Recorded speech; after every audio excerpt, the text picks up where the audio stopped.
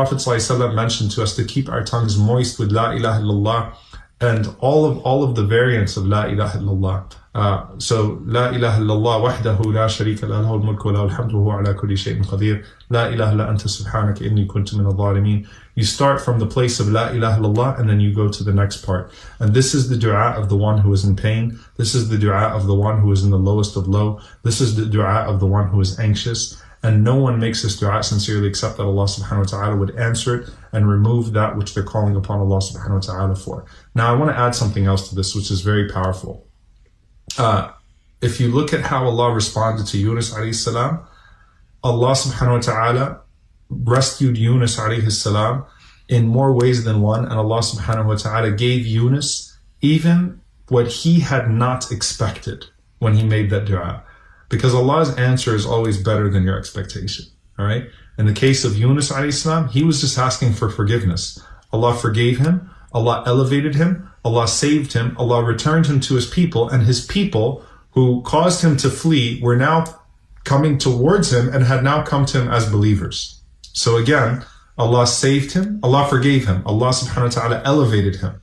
Right? Okay? Allah chose him, Allah elevated him. Okay?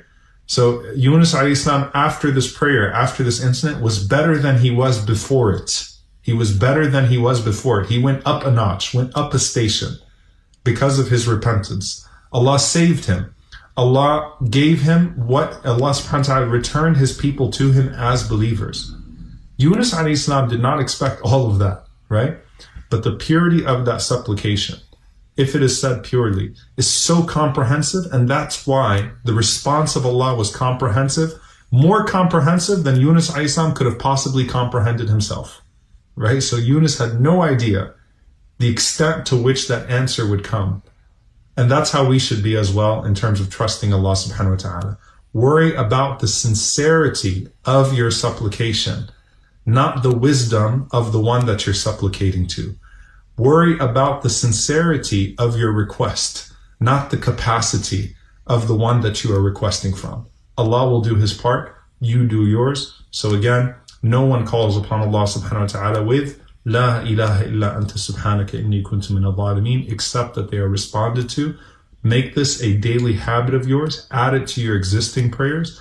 Let your tongue be moist with La ilaha illallah wahdahu la sharika lahu lahul mulku wa lahul hamdu wa huwa ala kulli shay'in qadir. Let your tongue be moist with La ilaha illa anta subhanaka inni kuntu minaz-zalimin. Let your tongue be moist with La ilaha illallah throughout the day, and let your heart be softened with those words. And we ask Allah subhanahu wa ta'ala, that one God that we call upon, to rescue us from all of our hardships and to elevate us in ways that we could not have imagined, in ways that we are not worthy of being elevated.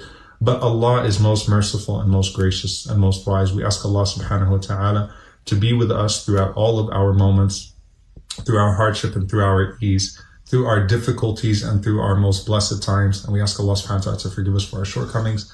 Jazakumullahu khairan. Thank you all very much. Assalamu alaikum wa rahmatullahi wa barakatuh.